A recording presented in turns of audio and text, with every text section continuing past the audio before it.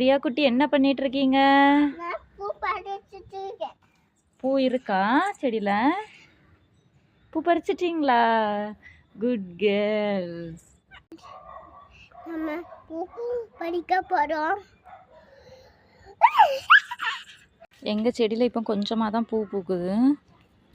ஆனால் ரியாவுக்கு மார்னிங் வந்துட்டு அரை கிளாஸ்க்கு போவா இல்லையா, அதனால் நாங்கள் அதை பறித்து தொடுத்து வைப்பேன்.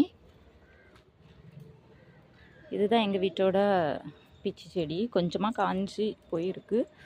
குட்டி செடி தான், ரொம்ப பூவெல்லாம் பூக்காது, கொஞ்சமாக பூக்கும். மல்லிகை செடி இப்போ தான் கட் பண்ணி விட்டுருக்கோம். என்மை தான் தழுக்கும். எங்கள் வீட்டில் இருந்து வியூ பாருங்கள், நல்லாயிருக்கும். சன்செட் ஆகுது. பக்கத்தில் தேங்காய் மரம் நிற்கிறது. ஸோ நம்மளுக்கு தேங்காய் தேவைன்னாக்கி இப்படி கிட்டக்க வந்து இப்படி பறிச்சிக்கலாம். இது பக்கத்து வீட்டில் உள்ளது. ஸோ நம்ம அதை தொடக்கூடாது. அடுத்த வீட்டு பொருள் மேலே நம்ம ஆசைப்படக்கூடாது.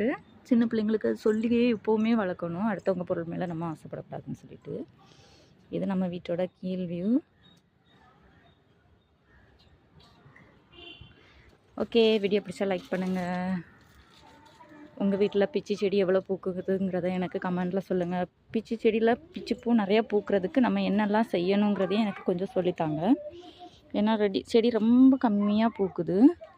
ஓகே, வீடியோ பிடிச்சா லைக் பண்ணுங்கள், சப்ஸ்கிரைப் பண்ணுங்கள், சப்போர்ட் பண்ணுங்கள். தேங்க்யூ.